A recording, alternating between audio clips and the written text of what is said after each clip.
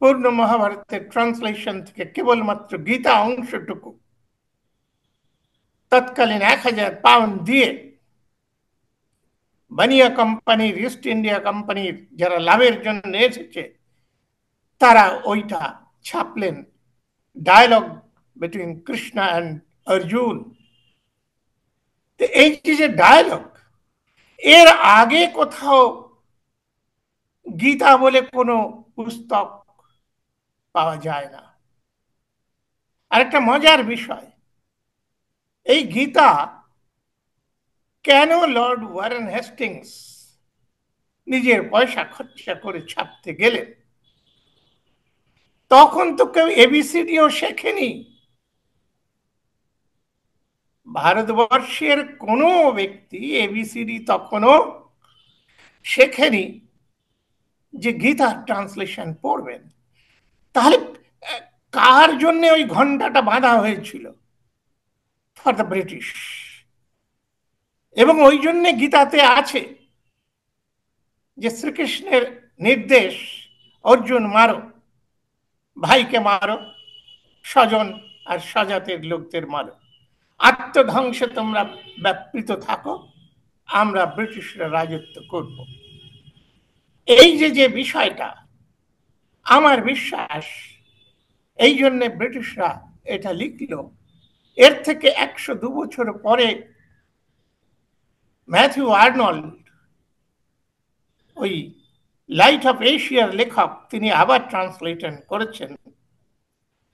সে বইটা আমার আছে। ওয়ারেন হেস্টিংসের বা উইলকিনসের ওই ট্রান্সলেশনটা আমার কাছে নেই। তো তাতে এই যে অবস্থার একটা সুইঙ্গিং, এবং সেই কৃষ্ণ আগের যত পুরাণ টুরাণ পাওয়া যায় তাতে নেই। হিন্দুদের শুরু শাস্ত্র, সব থেকে পবিত্র বেদ, ঋগ্বেদ, তাতে কিন্তু কোনো কৃষ্ণের কথা নেই। আছে, যে কৃষ্ণের কথা আছে তাকে ঠিক লর্ড কৃষ্ণ এ কথা বলা যাবে না। তাতে আছে দেবরাজ ইন্দ্রের কাছে 10,000 সৈন্য সহ সেই কৃষ্ণ স্বাধীনতা রক্ষার জন্য, দেশের জন্য প্রাণ দিচ্ছেন যুদ্ধক্ষেত্রে। তিনিও যদুবংশের, তারও ছেলে মেয়ে স্ত্রী এই যুদ্ধে প্রাণ দিতে বাধ্য হয়েছে। অনেক শ্লোকে আছে, একটা না, দুটো নয়।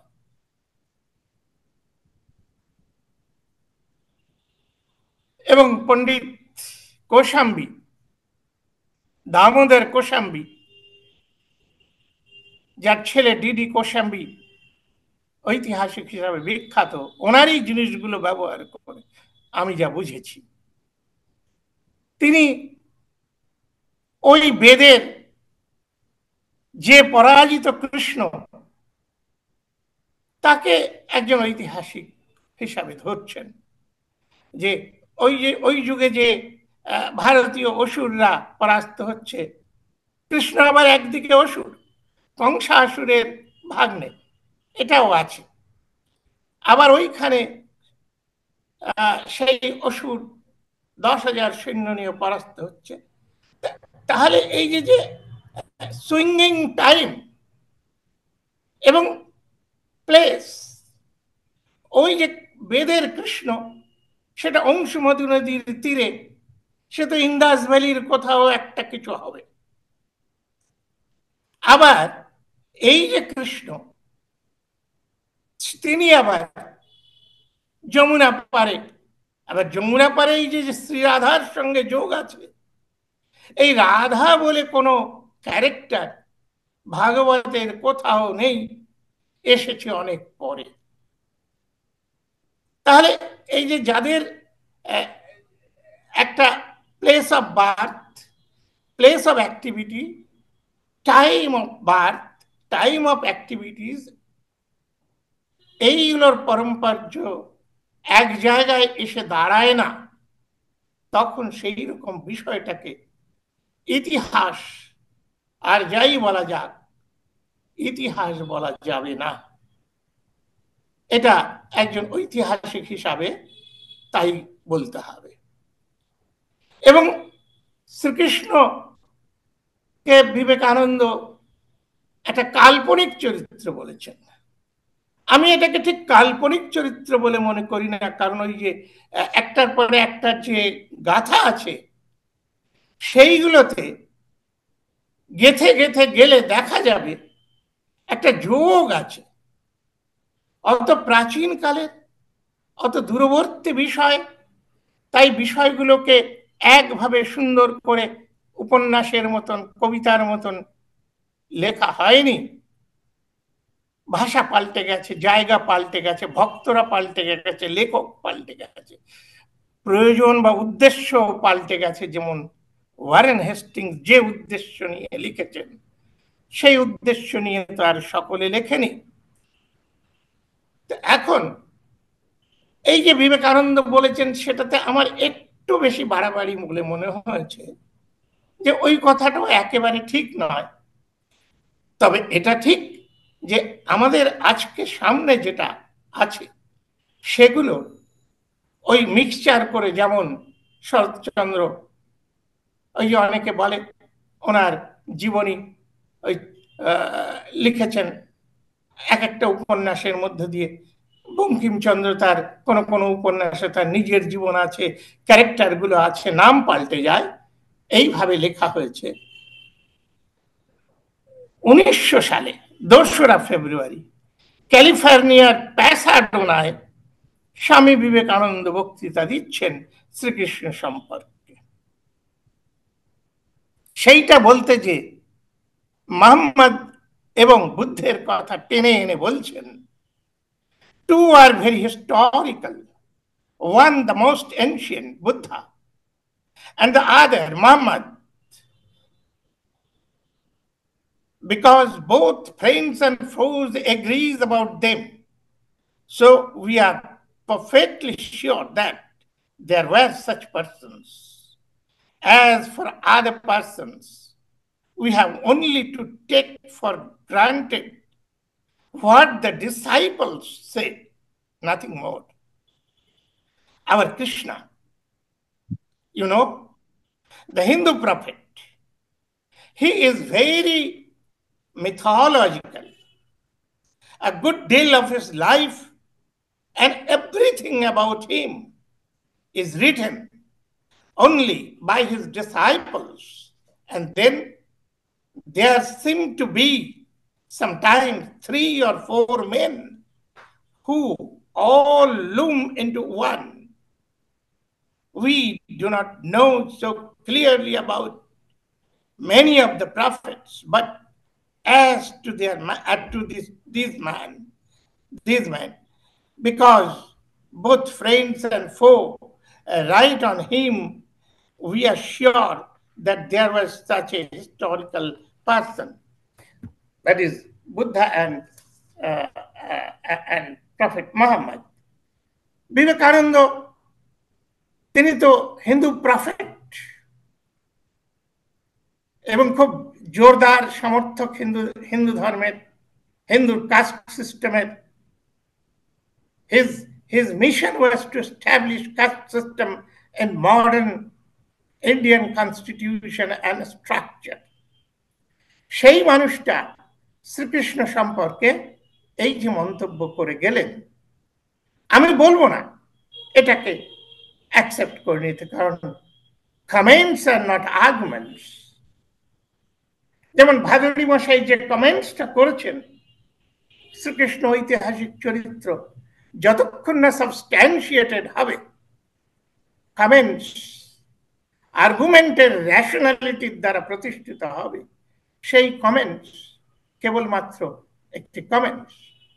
একজন বিবেকানন্দ বলেছেন মূল্যবান মানুষ, ভাদুরী মশাই বলেছেন একজন বিশিষ্ট ব্যক্তি, সুতরাং তার উপরে আলোচনা হবে, তাকে একেবারে বাদ দেওয়া যাবে না।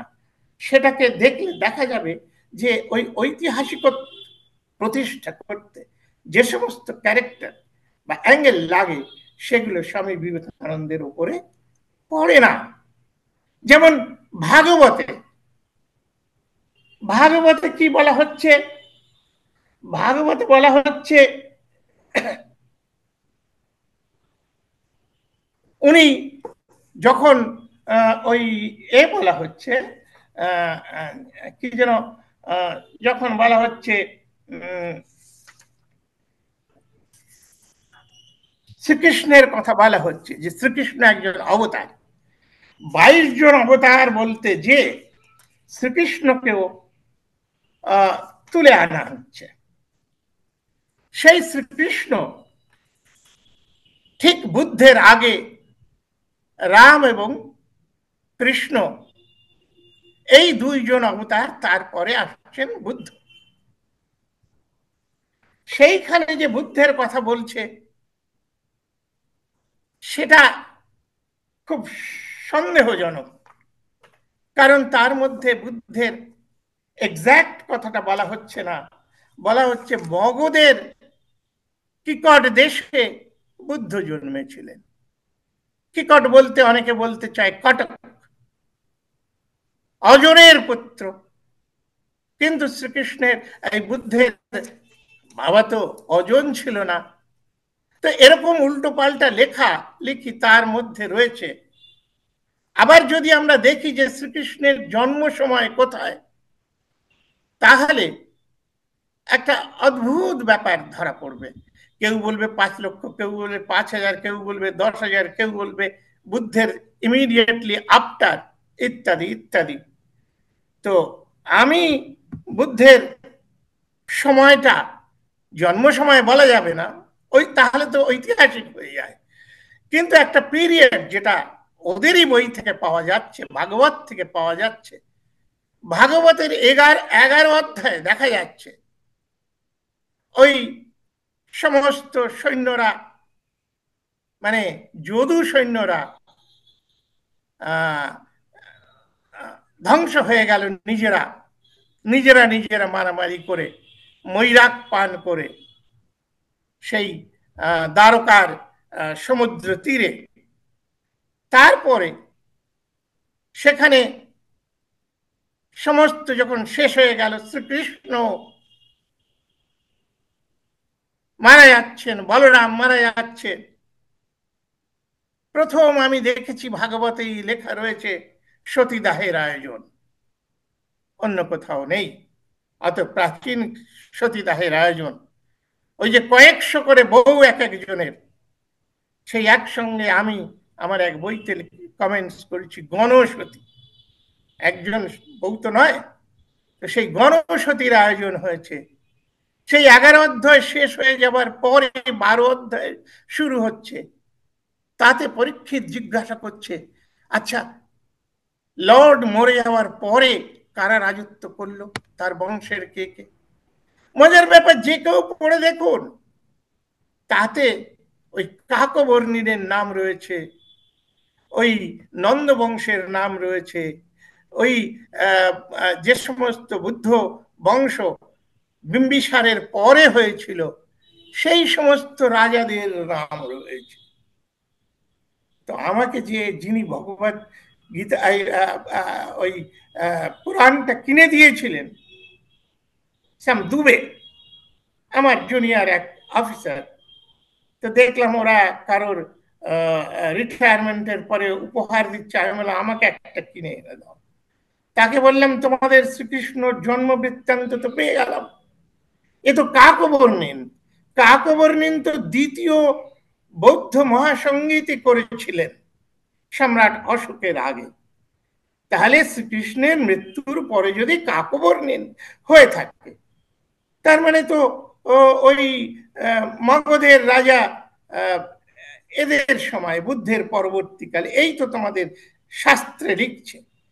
তাহলে এই যে যে দোদুল্যমান, এটাকে, এই চরিত্রকে ঐতিহাসিক চরিত্র বলা যাবে না। আরো আছে, শুধু ঋগ্বেদ ইত্যাদিতে নয়, আরো প্রাচীন শ্রীকৃষ্ণের উল্লেখ আছে। একেবারে ওই একই গল্প, জাতক কথায় আছে, জাতক কথায় রামায়ণও আছে, দশরথ জাতক, আর কৃষ্ণ কথাও আছে, ঘট জাতক। সেই জাতক কথার শ্রীকৃষ্ণ এবং ওই কংস ধ্বংস করছে, এই পুরো ওই জরা নামক ব্যাধের দ্বারা আক্রান্ত হয়ে তিনি মৃত্যুবরণ করছেন, সমস্ত ঘটনাগুলো রয়েছে। সেই কৃষ্ণ, ওই কৃষ্ণ ডিফারেন্ট প্লেসে এসে যাচ্ছে, ডিফারেন্ট টাইমে এসে যাচ্ছে, এবং সমস্তই অথেন্টিক শাস্ত্র। আর এই জাতক কথা, এই সংস্কৃত লেখা ইত্যাদির বা ওই ওয়ারেন হেস্টিংসের ইংরাজি লেখার অনেক অনেক বেশি পুরনো। সেই জন্যে সেই জাতক কথা দিয়ে শুরু করে তারপরে বেদিকের রেফারেন্স দিয়ে তারপরে পুরাণগুলো, তারপরে ওয়ারেন হেস্টিংস, দেখা যাবে শ্রীকৃষ্ণকে ওইভাবে ঐতিহাসিক ব্যক্তি বলাটা মুশকিল। আবার আমি বিবেকানন্দর মতন একেবারে কাল্পনিক চরিত্র সেটাও বলতে চাই না। তার কারণ এই যে সিকোয়েন্স রয়েছে, এত সিকোয়েন্স আলা ব্যক্তি, তার একটা কিছু ছিল, তাকে এক একজন এক এক পারপাসে ব্যবহার করছেন, এবং সেই চরিত্রের যে পপুলারিটি, সেই পপুলারিটি জনমানসে বিক্রি করবার চেষ্টা করছে নিজের নিজের প্রয়োজনে। এটা হচ্ছে আমার কথা। আর দ্বিতীয় যে কথাটা বলা হয়েছে যে আমরাই শ্রীকৃষ্ণকে ভগবান বানিয়েছি, উনি ঠিক ভগবান তো নন, আমরা বানিয়ে ফেলেছি, মানুষকে আমরা ভগবান বানিয়েছি। না, মানুষ রূপী ভগবান তো আছে পৃথিবীতে। বহু রাজা, বহু বড় বড় মানুষ, হিরো, ইজিপ্টের বড় বড় সম্রাটরা, রোমের সম্রাটরা, এরা তো ভগবান হয়েছে, এরা ভগবান হয়েছে। তো মানুষে ভগবান হয়, কিন্তু আমরা শ্রীকৃষ্ণকে ভগবান বানিয়েছি এ কথা মোটেই শাস্ত্রবিদ হিসাবে কারোর বলা ঠিক কথা নয়। কারণ আমি গীতা থেকে বলবো, এখন গীতাকে কেউ যদি বলে যে না ওগুলোকে আমরা মানবো না, সেটা না মানতে পারে, কিন্তু গীতায় কি বলছে? গীতায় শ্রীকৃষ্ণ স্বয়ং ঘোষণা করছেন, পরং ব্রহ্ম পরং ধাম পবিত্রং পরমং পুরুষং শাশ্বতং দিব্যমাদি দেবমজ্জং বিভূম। একটু ভুল হয়ে গেল উচ্চারণে, দ্রুত বলবার কারণে আমি বরং সংস্কৃত ছেড়ে বাংলাগুলো বলি। অর্জুন বলিলেন, এটা 10-12, হে ভগবান, আপনি পরব্রহ্ম, পরম পাবন, আপনি সর্বব্যাপী, সনাতন, জন্মরহিত, দিব্য পুরুষ, আদিদেব, বশিষ্ঠ, ঋষিগণ, দেবর্ষি, নারদ, অসিত, দেবল, ব্যাসদেব আপনাকে এই রূপে বর্ণনা করিয়াছেন, মানে এদের স্রষ্টা হিসাবে বর্ণনা। আমিও, আপনি নিজেও আমাকে এটা বললেন যে আপনি পরম ব্রহ্ম।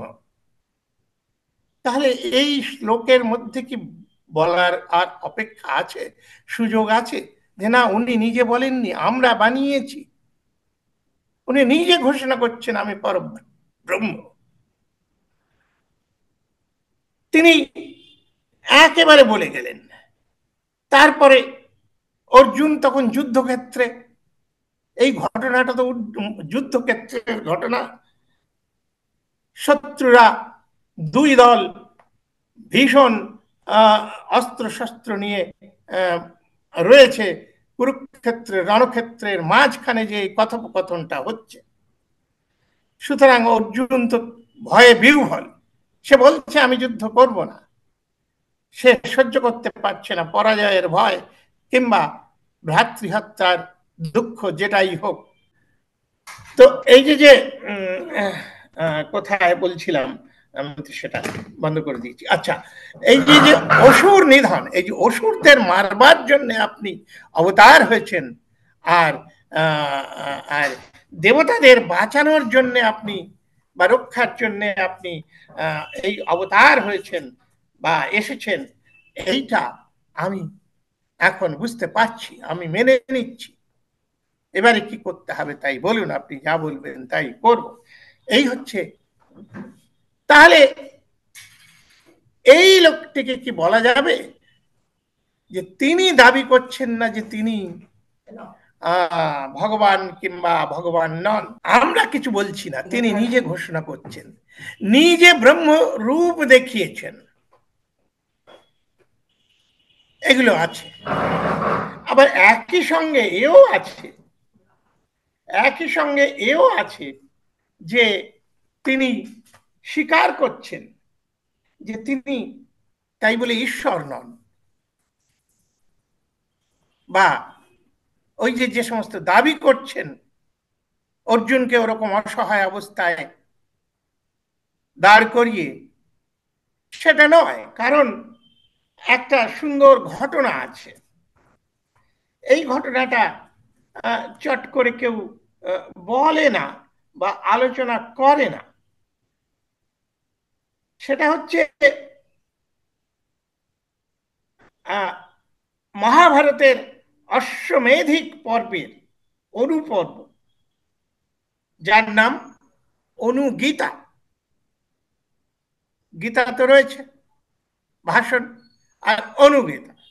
অনুগীতাতে বলা হচ্ছে, যে কেউ পড়ে দেখতে পারে, সীতারামঙ্কারনাথ আর্য শাস্ত্রের পৃষ্ঠা ৭,৯২৯। সেখানে যুদ্ধ শেষ হয়ে গেছে, যুদ্ধ শেষে সবাই বন্ধুরা আত্মীয়রা যারা বেঁচে আছে তারা রাজবাড়িতে বিশ্রাম নিচ্ছে, যে যার জায়গায় ফিরে যাবে। হঠাৎ অর্জুন এসে শ্রীকৃষ্ণকে বলছেন, প্রভু, এই যে আমার মনে পড়ছে যখন আমরা যুদ্ধে ব্যস্ত, সেই অস্বাভাবিক পরিস্থিতিতে আপনি আমাকে ভালো ভালো কথা বলেছিলেন, জ্ঞানের জ্ঞানের কথা বলেছিলেন, ঈশ্বরের দর্শন করবার মতন একটা অবস্থায় ছিল, সেইগুলো আমি সব ভুলে গেছি। আপনি দয়া করে আমাকে আরেকবার বলুন। শ্রীকৃষ্ণ খেপে গেলেন। খেপে যেগুলো বলেছেন আমি তার শেষটুকু শোনাই। মাধব সেই বিষয়সমূহ শুনিবার জন্য বারবার কৌতূহল হইতেছে, এদিকে আপনি সত্তর দ্বারকা যাইবেন, যাহা হোক আবার আমায় তাহা বলুন। তখন শ্রীকৃষ্ণ বলেন, অবুদ্ধি হেতু তুমি গ্রহণ করো নাই, তাহা আমার অতিশয় অপ্রিয় হইয়াছে। অধুনা সেই জ্ঞান সম্পূর্ণভাবে আমার স্মরণ হওয়া সম্ভব হইবে না। পাণ্ডু তো নয়, তুমি নিশ্চয় শ্রদ্ধাহীন, অবিশ্বাসী, মন্দ বুদ্ধি। ধনঞ্জয়, সেই সব কথা আমার আর মনে নেই, আমি বলতেও পারবো না। সেই সময় আমি একটা অন্য অবস্থায় ছিলাম, তাই এটা বলতে পেরেছি। এই যে স্বীকৃতি যে তিনি ঈশ্বর নন, এবং তাকে ঈশ্বর বলে তার সমকালের, তার আশেপাশের লোকেরাও মানত না। সাধারণ, অতি সাধারণ লোকের কথায় মানুষ যতটা কাজ করে, শ্রীকৃষ্ণের কথায় কাজ করতে রাজি হয়নি। আমি আরেকটা উদাহরণ দেব যে কিভাবে শ্রীকৃষ্ণকে তাচ্ছিল্য করা হচ্ছে। মহাভারতের যুদ্ধ, ভয়ঙ্কর যুদ্ধে পরাস্ত হচ্ছে সকলে। দেখা গেল যে দ্রোণাচার্যকে হত্যা না করতে পারলে যুদ্ধে এরা জিতবে না। সুতরাং শ্রীকৃষ্ণ কূটবুদ্ধি দিলেন, দ্রোণকে মারার একমাত্র উপায় আছে, ওর পুত্র অশ্বত্থামা মারা গেছে এই সংবাদ শুনলে তিনি দুর্বল হয়ে যাবেন, তখনই কেবলমাত্র তাকে হত্যা করা সম্ভব। বললে সকলে বললেন না না, এই কথা কে বলবে? আরে যে কেউ বললে দ্রোণাচার্য সে কথা মানবে না বা বিশ্বাস করবে না। তখন সকলে বলল যে একমাত্র যুধিষ্ঠির, যিনি কখনো সত্য ছাড়া মিথ্যা বলেন না, তিনি যদি বলেন যে অশ্বত্থামা মারা গেছে যুদ্ধে, তাহলে সেটা চলবে। তখন শ্রীকৃষ্ণ যে বললেন যে দেখো, এইটা এইটা বলো, যে তুমি একটা মিথ্যা কথা বলো। বলে না, মিথ্যা কথা বললে মিথ্যা আমি বলতে পারবো না। তখন শ্রীকৃষ্ণ বলছেন, ন নর্মযুক্তং বচনং হীনস্তি ন স্ত্রীষু রাজন ন বিবাহ কালে প্রাণাত্তয় সর্বধনপহরস পঞ্চনৃতান্নাহু রপাতকানি। অর্থাৎ এই 5টা সময় খেলার ছলে ইয়ার্কি করতে করতে স্ত্রী লোকের নিকটে বিবাহের সময়, প্রাণ বিনাশকালে, সর্বধন অপহরণের সময় বা ব্রাহ্মণকে রক্ষার জন্য মিথ্যা বললে কোন পাপ হয় না। And his advice was summarily rejected by Yudhishthir. তাহলে কে বড় বলুন দেখিনি? সে যদি ভগবান হবেন, ঈশ্বর হবেন, সৃষ্টি স্থিতি লয় কর্তা হবেন, যে সমস্ত এই গীতায় দাবি করেছেন, তাহলে দুর্যোধনের মতন একটা মানুষ, একটা যোদ্ধার, একটা রাজা হিম্মত হতে পারে এই কথা যে না, তুমি ঠিক বলছো না? তিনি উল্টো শুনিয়ে দিলেন, নাস্তি সত্য সমং কিঞ্চিত না সত্যাদ বিদ্যতে পারম না হি তীব্রতারং কিঞ্চিত অনৃতা ধীহ বিদ্যতে। অনৃতের থেকে, অর্থাৎ মিথ্যার থেকে বিষময় আর কিছু নেই। এই হচ্ছে শ্রীকৃষ্ণ। তো এখন শ্রীকৃষ্ণের বিষয় অনেক লম্বা বিষয়, অনেক তার দিক আছে। আমাদের বঙ্কিমচন্দ্র চট্টোপাধ্যায় কৃষ্ণ চরিত্র লিখে গেছেন, সে বিশাল বই, অনেক চেষ্টা করেছেন শ্রীকৃষ্ণকে বাঁচাবার, কিন্তু জায়গায় জায়গায় মোড়ে মোড়ে এসে স্বীকার করে গেছেন যে এটা তো এভাবে এসে যাচ্ছে, তবে একটা আধ্যাত্মিক, একটা উদার মন নিয়ে, একটা অন্য ভাব নিয়ে চিন্তা করতে হবে। সে তো তাহলে ইস্কনে যে বসে থাকতে হবে, যে ইস্কনকে জার্মানে বা ইংল্যান্ডে দেখা যাবে না।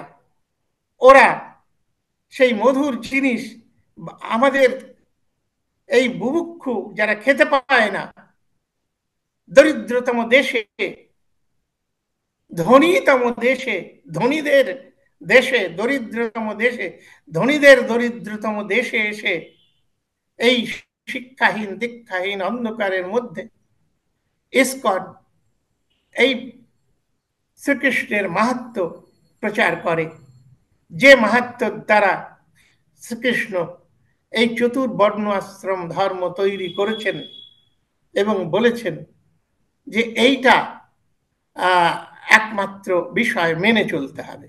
ওই মতুয়ারা তো মানে না, মতুয়ারা তো সেই চতুর্বর্ণ আশ্রম ধর্মের কোনোটাই মানে না।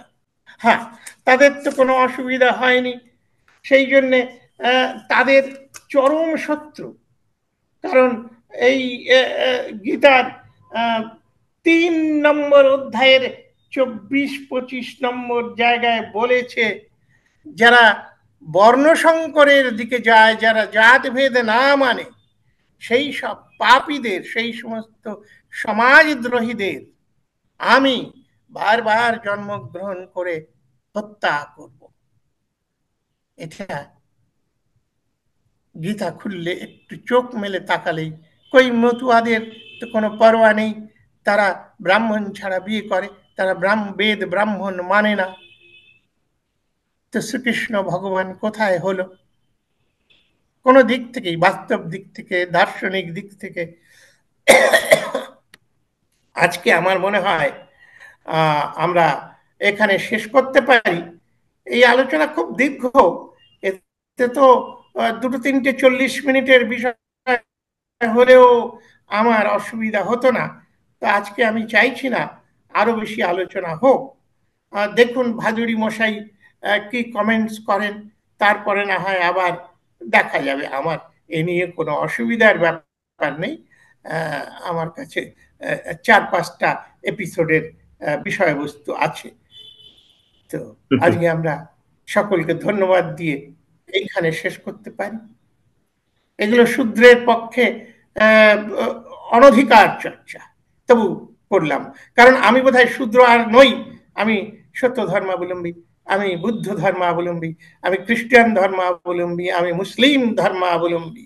সুতরাং আমার ওটা বোধহয় কিছুটা অধিকারে এসে গেছে। সকলকে ধন্যবাদ।